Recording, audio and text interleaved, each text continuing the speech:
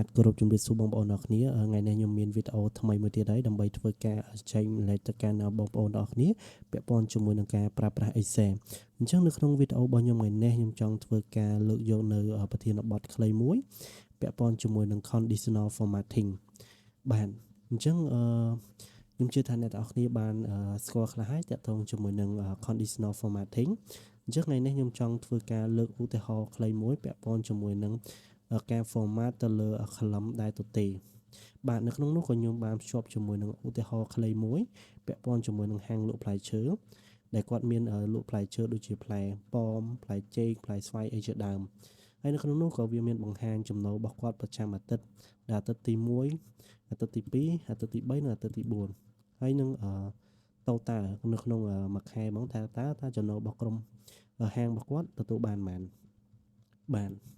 អញ្ចឹងនៅក្នុងលំហាត់នេះយើងអត់មានធ្វើការកណនាទេប៉ុន្តែយើងចង់ធ្វើការ format ឬក៏ highlight តាក់ទងជាមួយនឹង column ដែលទទេនៅក្នុងអាទិត្យនីមួយៗថាតើនៅក្នុងអាទិត្យនីមួយៗហ្នឹងមាន column ណាខ្លះដែលទទេអញ្ចឹងយើងអាច format ពណ៌នៅកន្លែង total ហ្នឹងឲ្យវាចេញពណ៌ដើម្បីងាយស្រួលសម្គាល់ថាតើនៅក្នុងអាទិត្យណាខ្លះដែលអត់មានចំណូលអញ្ចឹងយើងអាចដាក់លក្ខខណ្ឌវាឲ្យវាបង្ហាញពណ៌ទៅតាមតម្រូវការរបស់យើងបានបាទអញ្ចឹងកុំឲ្យខាត់ពេលយើងទៅមើលពីរបៀបធ្វើទាំងអស់គ្នាបាទអញ្ចឹងជាដំបូងអ្នកគ្នាធ្វើការ select លើ column G នេះមកអញ្ចឹងដោយសារខ្ញុំចង់ធ្វើការ highlight តាក់ទងជាមួយនឹងកន្លែង total ខ្ញុំធ្វើការ select ចាប់ពី G5 រហូតដល់ G12 បាទអញ្ចឹងអ្នកឃើញខ្ញុំ select ហើយបាទអញ្ចឹងមកដល់កន្លែងនេះយើងចូលទៅកន្លែង conditional formatting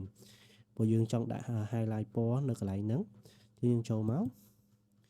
បាទអញ្ចឹងមកដល់ចំណុចនេះអ្នកត្រូវចូលពាក្យថា new rule បាទអញ្ចឹងនៅពេលដែលវាលោតទាំង pop up មកអ្នកឃើញហើយមានថា new formatting rule អញ្ចឹងមានន័យថានេះវាគឺជាកន្លែងដែលយើងធ្វើការកំណត់លក្ខខណ្ឌនៅអ្វីដែលយើងចង់បានអញ្ចឹងអ្នកទាំងគ្នាចូលមកបន្ទាប់ទៀតគឺ use formula to determine which cell to format អញ្ចឹងអ្នកគ្នាជ្រើសកន្លែងហ្នឹងមកបាទអញ្ចឹងអ្នកគ្នាឃើញកន្លែងប្រអប់ទទេនេះមួយហើយអញ្ចឹងមានថាប្រអប់នេះគឺយើងអាចធ្វើការដាក់រូបមន្តទៅតាមអ្វីដែលយើងចង់ដាក់បាទអញ្ចឹងនៅកន្លែងនេះខ្ញុំធ្វើការវាយរូបមន្តដោយសារតែខ្ញុំចង់ដឹងថាតើនៅក្នុងអាទិត្យណាមួយដែលតារាងនឹងទទេបាទអញ្ចឹងឧទាហរណ៍ថាអាទិត្យទី1ក៏បានអាទិត្យទី2ក៏បានអាទិត្យទី3ក៏បានឬអាទិត្យទី4ក៏បានឲ្យតែនៅក្នុងជួរនៃកន្លំនីមួយៗទៅទេធ្វើឲ្យវា highlight កន្លែង total នេះអញ្ចឹងយើងអាចងាយសម្គាល់ថាតើនៅចំណុចហ្នឹងវាមានបញ្ហាអីឬក៏យើងអត់បានបញ្ចូលឬក៏មិនបាទអញ្ចឹងអ្នកទាំងនេះអាចប្រើរូបមន្តមួយគឺរូបមន្ត អញ្ចឹងរូបមន្ត គឺស្មើនឹងរូបមន្ត ឬអញ្ចឹងអ្នកខ្ញុំវាយពាក្យថាស្មើមកអញ្ចឹងយករូបមន្ត OR បាទអញ្ចឹងបន្ទាប់មកអ្នកធ្វើការបើកមុខកញ្ចក់បាទអញ្ចឹងកន្លែងនេះអញ្ចឹងបាទអាទិត្យទី1របស់អ្នកទាំងនៅកន្លែងមានថាកន្លែង C5 នេះបាទ cell C5 បាទ cell C5 នេះស្មើទៅទេឲ្យវាចេញ highlight ពណ៌ខៀវប៉ុន្តែបើវាអត់មានទេវាអត់ធ្វើការបង្ហាញពណ៌ទេអញ្ចឹងអ្នកចុច cell C5 មកប៉ុន្តែអ្នកត្រូវលុបសញ្ញាដុល្លារចេញដើម្បីកុំឲ្យវាធ្វើការ lock row ហើយជាមួយនឹង cell របស់យើងព្រោះដោយសារយើងចង់ compare ពីលើទៅដល់ក្រោមអញ្ចឹងអ្នកលុបសញ្ញាដុល្លារចោលមកអញ្ចឹងម្ដងនេះអ្នកវាយពាក្យថាស្មើហើយវាយ10 quote 2ដងដោយស្មើនឹងទៅទេបើវាត្រាងនឹងស្មើទៅទេវាធ្វើការ highlight ពណ៌បាទអញ្ចឹងអ្នកវាយ comma មួយទៀតមកអញ្ចឹងមកដល់អាទិត្យទី2ក៏ដូចគ្នា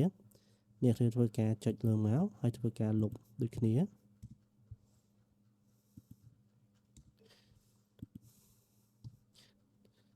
្ចឹងវាយ double quote 2ដងដូចគ្នាអញ្ចឹងអ្នកចុច comma មួយទៀតមកអញ្ចឹងមកដល់អាទិត្យទី3ក៏ដូចគ្នាអញ្ចឹងអ្នកធ្វើការលុបសញ្ញាដុល្លារចេញមក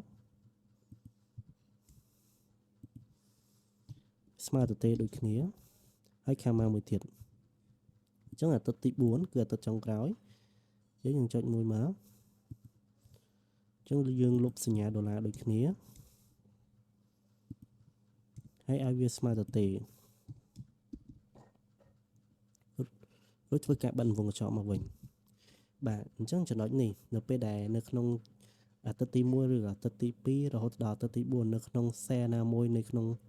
អឺអាទិត្យទាំងអស់នោះប្រឡែងវានឹងធ្វើការ highlight ពណ៌នៅក្នុងចំណុច total អញ្ចឹងខ្ញុំធ្វើការដាក់ពណ៌ឥឡូវឧទាហរណ៍ថាខ្ញុំចង់ឲ្យវាចេញពណ៌ខៀវ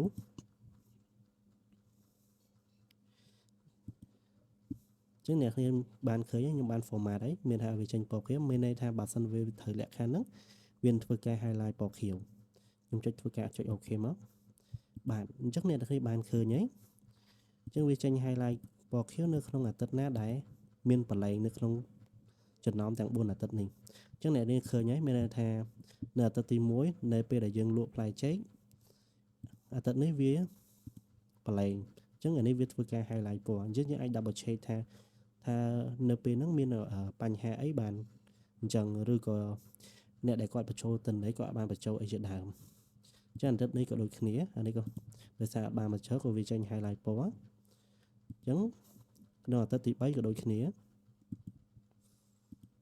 អញ្ចឹងអាទិត្យទី4ក៏ដូចគ្នាអញ្ចឹងឲ្យតែអាទិត្យណាដែលមាន column ឬក៏ cell ប្រឡែងមានន័យថាវានឹងធ្វើការ highlight ពណ៌នៅកន្លែង total បាទអញ្ចឹងអ្នកដែលឃើញអានេះតាក់ទងជាមួយនឹងការ format ទៅលើ column ដែលទទេបាទអញ្ចឹងវីដេអូរបស់ខ្ញុំមានតែប៉ុណ្្នឹងទេហើយក៏សូមអរគុណអ្នកនរគ្នាដែលបានចំណាយពេលតាមដានវីដេអូរបស់ខ្ញុំតាំងពីដើមរហូតដល់ចប់បាទសូមអរគុណ